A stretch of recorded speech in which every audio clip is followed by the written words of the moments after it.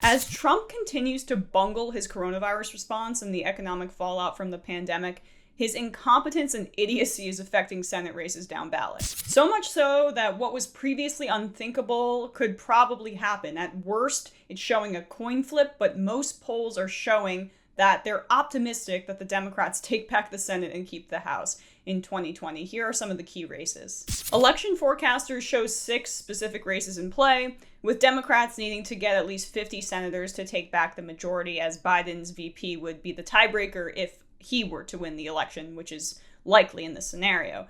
Cory Gardner in Colorado is seen as the most vulnerable Republican senator this year, running against former Governor John Hickenlooper in a state that's pretty much solidly blue at this point. I bet he definitely loses. Susan Collins' Senate seat is also definitely in jeopardy. She's running against a more centrist Democrat in Maine, House Speaker Sarah Gideon, who's really well funded by the Democratic establishment. And although Collins has been an incumbent for many years, she's tanked in approval based on her Kavanaugh vote and ridiculous fence sitting when it comes to Trump.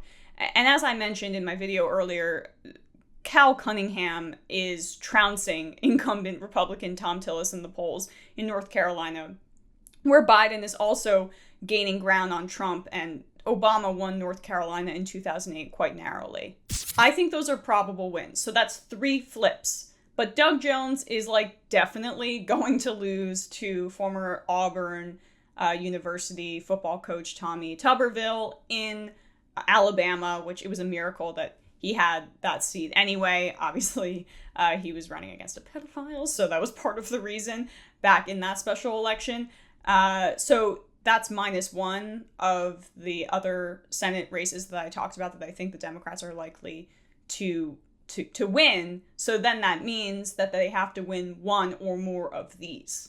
The next target is Martha McSally in Arizona. Polls show her behind Mark Kelly, the Democrat and husband of Gabby Giffords, who was obviously tragically shot in that 2011 shooting. He is now running on gun control advocacy, and Trump is losing ground in the state where he used to really have a lot of support. I would see it when I would go to Trump rallies there. And there's also Kelly Loeffler in Georgia, the one who was basically caught insider trading earlier this year. Biden is sort of tied with Trump in some polls in Georgia, but there's also massive voter suppression in that state. And also Biden's doing well in some polls in Iowa, which leaves Joni Ernst vulnerable, unthinkably.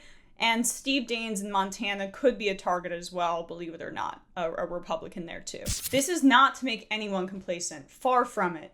I'm just trying to show the facts on the ground, because in 2016, this was a super different dynamic. It's not 2016. And you can tell I'm coming from an unbiased place as someone who talked about the extreme flaws of Joe Biden, his political philosophy, him as a person, him as a candidate, throughout this primary process. But it's looking like disaster for Republicans, and a lot of these races, Democrats could definitely win. And then it could be a supermajority Biden presidency, which would be quite interesting. So don't take my word for it. Republican strategists are also very concerned. Something remarkable would have to happen for Republicans to still have control of the Senate after November, remarked one GOP pollster. It's grim. There's just so many places where Democrats either have the upper hand or are competitive in states that 6 months ago we wouldn't have considered at risk. If you're an incumbent in a bad environment sitting at 44%, you should be pretty damn scared, another alarmed Republican strategist said. The expanding map has made it really hard, and there's just a lot of Democratic momentum right now. By looking at the numbers, the battleground becomes clear. Arizona is falling down the list for the GOP to defend, and Colorado is threatening to. If the election were today, Arizona, Colorado, and North Carolina stand as the most vulnerable, closely followed by Maine. That leaves what Republicans see as the tipping point states of Montana, Iowa, and Georgia. But they have other states they have to watch and worry about, including Kansas, Texas, and even Alaska and South Carolina. Yeah, I didn't even mention that Lindsey Graham has a well-funded opponent who is tied with him in some polls.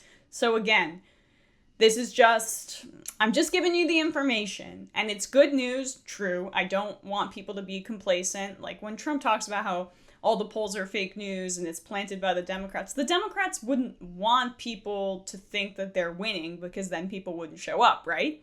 That's a stupid strategy, but I digress.